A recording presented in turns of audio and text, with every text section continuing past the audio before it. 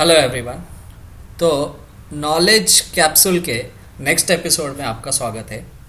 तो हम जो है ये नॉलेज कैप्सूल आज का टॉपिक है ग्लोबल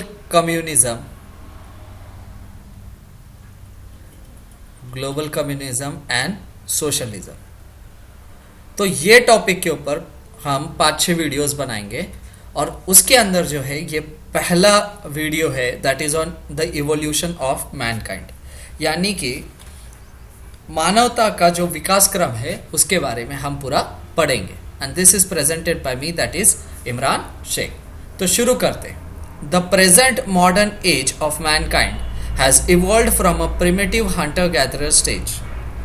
तो आज का जो वर्तमान आधुनिक चरण जो हम कहेंगे वो एक शिकारी संग्रह जो था, मतलब हंटर गैदरर स्टेज था, जो जहाँ पे हम खाने की चीज़ें जमा कर हंट करके जानवरों को मार कर वो चीज़ें गैदर करते थे, संग्रह करते थे, शिकार करते थे उस चीज़ का। वहाँ से हम गुजर कर यहाँ तक आए हैं। In less than 25,000 years we have reached the age of technology। तो यहाँ पे हम जो है सपोज उसको अगर ज़ीरो लेते हैं तो टाइमलाइन के हिसाब से यहाँ पे हम 25,000 ईयर्स हमें लगे। वो हिसाब से बहुत कम साल लगे, क्योंकि इससे पहले जो है यहाँ पे हम हंटर गैदरर स्टेज से चालू किए, हंटर गैदरर स्टेज पे, और यहाँ पे हम टेक्नोलॉजी एज में पहुँच गए। तो इससे पहले का जो एज था यहाँ पे करोड़ों साल लग गई ये स्टेज तक पहुँचने के लिए, लेकिन यहाँ से तो यहाँ तक पहुँचने के लिए केवल 25,000 साल लग गए, जो कंपैरेटिवली काफ़ी कम है। अभी एक टेबल के ज़रिए समझते हैं कि अलग अलग स्टेजेस में हमारे स्टेज ऑफ इवोल्यूशन क्या था, उस टाइम टाइप ऑफ इकोनॉमी क्या थी, क्लास डिविजन्स क्या थे, स्टेज ऑफ टेक्नोलॉजी कैसी थी, और स्टेट ऑफ स्टेट यानी कि राज्य की दशा कैसी थी। तो पहला जो एज है यहाँ से हमने देखा कि यहाँ से यहाँ तक पहुँचने के लिए 25,000 साल लग गए।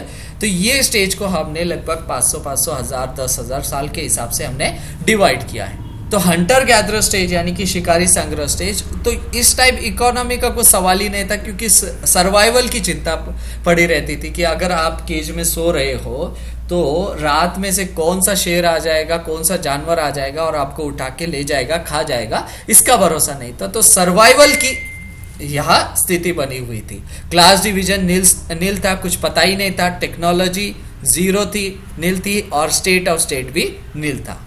उसके बाद आया एग्रीकल्चर रिवॉल्यूशन, यानी कि हमारे जो फोर फादर्स है उन्होंने देखा कि कुछ एक टाइप का जो क्रॉप है, एक टाइप का जो झाड़ है वो खाने के लिए अच्छा है, तो इसे हम अगर कल्टीवेट करते हैं आर्टिफिशियली तो हमको एक जगह से दूसरे जगह जो है हंटर गैदरर के तरह गुजरना नहीं पड़ेगा शिकार के लिए, और हम इस चीज़ के ऊपर सरवाइव कर सकते हैं। तो उस वक्त जो है एग्रीकल्चर रिवॉल्यूशन आया, और उसकी वजह से सबसिस्टेंस ऑफ सरप्लस, यानी कि वो जो धान्य है वो सबसे ज़्यादा मात्रा में पाए गए। तो निर्वाह से अभिशेष इसे सबसिस्टेंस ऑफ सरप्लस को कहते हैं। और क्लास डिविजन जो है वो मिनिमम था, यानी कि थोड़ा बहुत यहाँ से शुरू हो गया था कि मेरे पास ज़्यादा धान्य है, आपके पास कम धान्य है, तो वो सारी चीज़ें यहाँ से शुरू हुई थी। टेक्नोलॉजी जो है मॉडरेट है, मतलब जस्ट डेवलप होना चालू हुई थी, और ट्राइब्स बन गए थे, अलग अलग ट्राइब्स यहाँ पे बने थे, जिसे हम कबीले कह सकते हैं।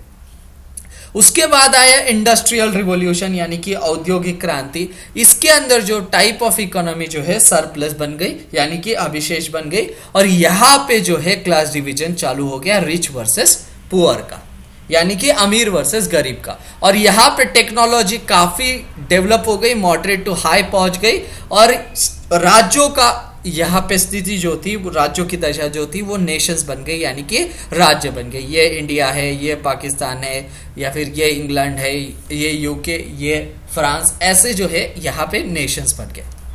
उसके बाद जो नेक्स्ट आया वो आया पोस्ट इंडस्ट्रियल रिवॉल्यूशन, यानी औद्योगिक क्रांति के पश्चात। तो टाइप ऑफ इकोनॉमी सरप्लस ही रही, रिच वर्सेस पुअर का गैप बढ़ता गया, और यहाँ पे जो है एजुकेटेड वर्सेस अनएजुकेटेड यानी कि शिक्षित वर्सेस अशिक्षित का नया क्लास डिवीजन आ गया, और जो है स्टेट ऑफ इकोनॉमी बहुत हाई यानी कि सबसे उच्चतम दर्जे पर पहुंच गई, और एग्रेसिव नेशनहुड जो है यानी कि आक्रामक राष्ट्रीयता यहाँ पे शुरुआत हो गई। मतलब यहाँ पे सॉफ्ट पावर हार्ड पावर फैलाने की रेस लग गई।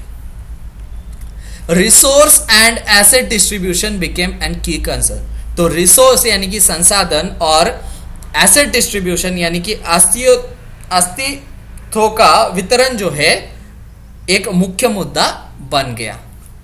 In this backdrop the concept of socialism and communism involve.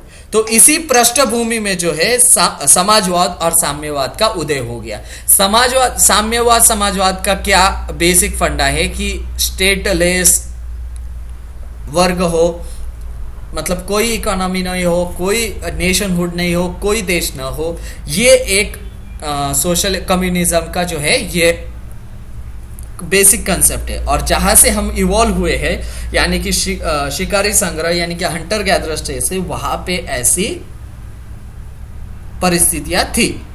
तो ये जो यहां से डेवलपमेंट हुई है उसको ये वापस ले जाके, मतलब टेक्नोलॉजी वाइज डेवलपमेंट ठीक है, लेकिन जो अर्थव्यवस्था वाइज है, वर्ग भेद वाइज है, वो राज्यों की दशा जो है उसे वो वापस उसी स्टेज पे ले जाना चाहते।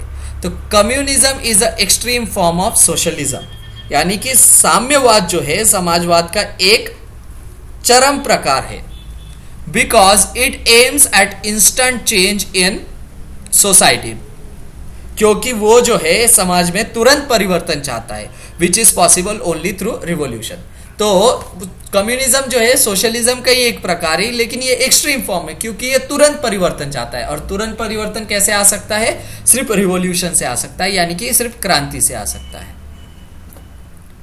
डेफिनेशन देखते हैं कम्युनिज्म की। Communism aims to create the ideal world, यानी कि साम्यवाद जो है एक आदर्श विश्व बनाना चाहता है, दैट इज क्लासलेस यानी कि वर्गहीन है, कास्टलेस यानी कि जाति विहीन है, गवर्नमेंट लेस यानी कि सरकारहीन है, एंड स्टेटलेस यानी कि राज्यहीन है। इसमें ना क्लास होगी, ना कास्ट होगी, ना गवर्नमेंट होगी और ना नेशन होगी।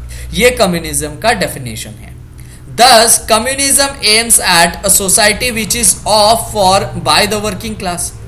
तो जैसा डेमोक्रेसी का डेफिनेशन है, this is for the people by the people, वैसा ही जो है कम्युनिज्म का डेफिनेशन है, this is of for and by the working class, श्रमिक वर्ग का के लिए और के द्वारा।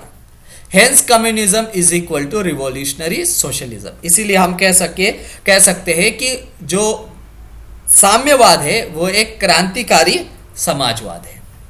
तो ये एक छोटा सा वीडियो है जिसके अंदर हमने जो है मानवता का विकास क्रम देखा। होप आपको ये वीडियो पसंद आया होगा। अगर आपको ये वीडियो पसंद आया तो आप नीचे दिए गए रेड बटन पे क्लिक करना है और आपको इस चैनल को सब्सक्राइब करना है। हमारे चैनल का नाम है सिंपल कॉन्सेप्ट्स।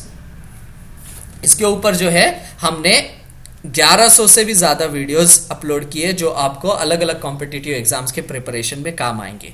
तो आपको ये वीडियो कैसे लगा ये आप नीचे कमेंट कर सकते हैं। इसे सब्सक्राइब करें, लाइक करें, शेयर करें, कमेंट करें। Thank you for watching. Have a nice day.